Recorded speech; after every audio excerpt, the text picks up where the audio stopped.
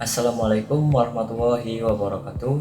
Puji syukur kita panjatkan kehadirat Allah Subhanahu wa Ta'ala atas segala limpahan rahmat, taufik, dan hidayahnya, sehingga kita masih diberikan kesempatan untuk menuntut ilmu dan meningkatkan pemahaman dalam bidang pendidikan. Salawat serta salam senantiasa kita curahkan kepada junjungan kita Nabi Muhammad SAW yang telah membawa umat manusia dari zaman kebodohan menuju zaman yang penuh dengan ilmu pengetahuan dan akhlak mulia. Pada kesempatan ini, saya akan menyampaikan materi pembelajaran yang berjudul Hakikat Peserta Didik. Materi ini bertujuan untuk memberikan pemahaman bahwa peserta didik dalam pendidikan Islam dipandang sebagai manusia seutuhnya yang memiliki potensi, kepribadian, serta kebutuhan yang harus dibina dan dikembangkan secara seimbang. Yang pertama, hakikat peserta didik dalam Islam. Peserta didik adalah manusia yang sedang berada dalam proses tumbuh dan berkembang, baik secara jasmani, akal, emosi, sosial, maupun spiritual. Dalam pendidikan Islam, peserta didik dikenal dengan istilah muta'alim atau thalib al-ilm, yaitu orang yang secara sadar dan sungguh-sungguh mencari ilmu. Islam memandang peserta didik bukan sebagai objek yang hanya menerima pelajaran, tetapi sebagai subjek aktif yang memiliki potensi dan tanggung jawab dalam proses pendidikan. Allah Subhanahu wa Ta'ala berfirman dalam Quran Surat Al-Alaq ayat 1 yang artinya, bacalah dengan nama Tuhanmu yang menciptakan.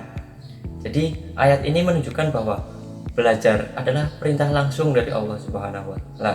Artinya, menuntut ilmu bukan sekedar kewajiban akademik saja, tetapi juga bagian dari ibadah. Sejak awal manusia diciptakan dengan potensi untuk belajar dan berkembang. Oleh karena itu, pendidikan bertugas membimbing dan mengarahkan potensi tersebut agar berkembang secara benar dan seimbang. Yang kedua ada hakikat dan kepribadian peserta didik. Setiap peserta didik memiliki kepribadian yang unik dan berbeda-beda. Perbedaan tersebut dapat dilihat dari cara berpikir, sikap, minat, bakat, serta latar belakang keluarga dan lingkungan sosialnya. Dalam Islam, perbedaan ini bukan kelemahan, melainkan bagian dari fitrah manusia. Allah Subhanahu wa Ta'ala berfirman, sesungguhnya kami telah menciptakan manusia dalam bentuk yang sebaik-baiknya.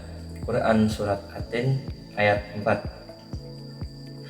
Ayat ini menegaskan bahwa setiap peserta didik memiliki potensi kebaikan dan martabat sebagai manusia. Tidak ada peserta didik yang tidak mampu berkembang, yang ada hanyalah peserta didik yang membutuhkan pendekatan dan bimbingan yang tepat.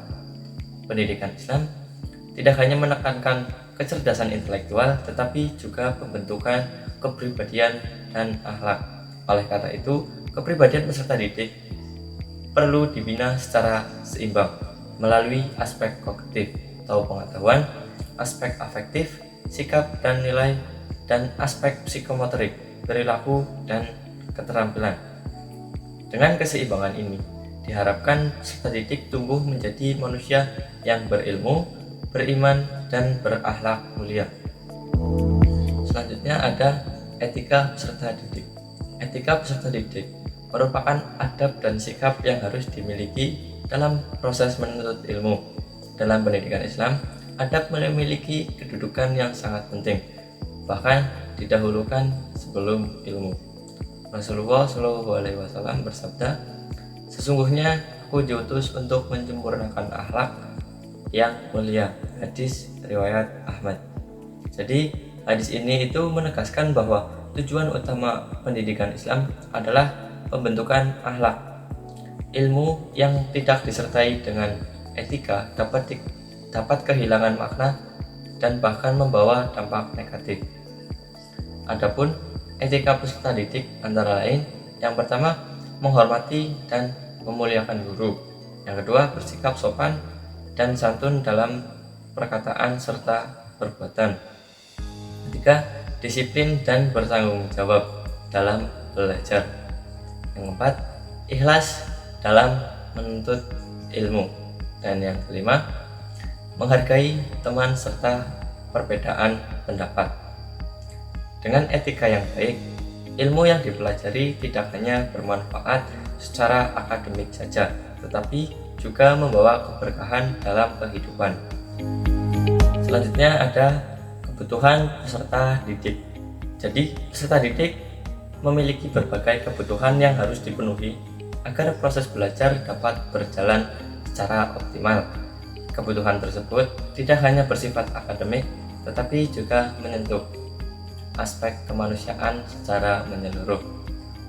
Allah Subhanahu wa Ta'ala berfirman, Allah tidak membebani seseorang melainkan sesuai dengan kesanggupannya. Quran Surah Al-Baqarah ayat 286. Jadi ayat ini mengajarkan bahwa pendidikan itu harus memperhatikan kemampuan, kondisi, dan tahap perkembangan peserta didik. Pendidik tidak boleh memaksakan sesuatu di luar batas kemampuan peserta didik. Kebutuhan peserta didik meliputi kebutuhan fisik seperti kesehatan dan kenyamanan belajar. Kemudian ada kebutuhan psikologis seperti rasa aman dan dihargai. Dan ada kebutuhan intelektual yaitu bimbingan ilmu dan keterampilan. Selanjutnya kebutuhan sosial yaitu interaksi dan kerjasama. Terus kebutuhan spiritual yaitu pembinaan iman dan akhlak. Nah, pemenuhan kebutuhan-kebutuhan ini akan menciptakan suasana belajar yang aman, nyaman, dan manusiawi sehingga peserta didik dapat berkembang secara maksimal. Sebagai penutup, dapat disimpulkan bahwa peserta didik dalam perspektif Islam adalah manusia seutuhnya yang memiliki hakikat, kepribadian, etika, dan kebutuhan yang harus dipahami secara menyeluruh. Pendidikan Islam tidak hanya bertujuan mencerdaskan akal, tapi juga membentuk manusia yang beriman, berilmu, dan berakhlak mulia. Semoga materi ini dapat menambah pemahaman kita tentang pentingnya memanusiakan peserta didik dalam proses pendidikan. Terima kasih atas perhatiannya. Wassalamualaikum warahmatullahi wabarakatuh.